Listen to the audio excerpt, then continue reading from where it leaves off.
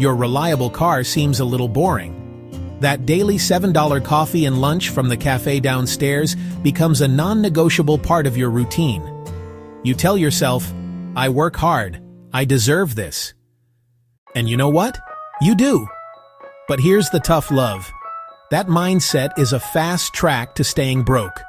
Recent surveys have found that around half of all people earning six-figure incomes are still living paycheck to paycheck.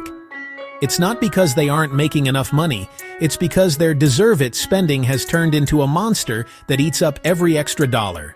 That daily coffee and lunch habit alone can add up to over $2,400 a year, money that could have been your first investment.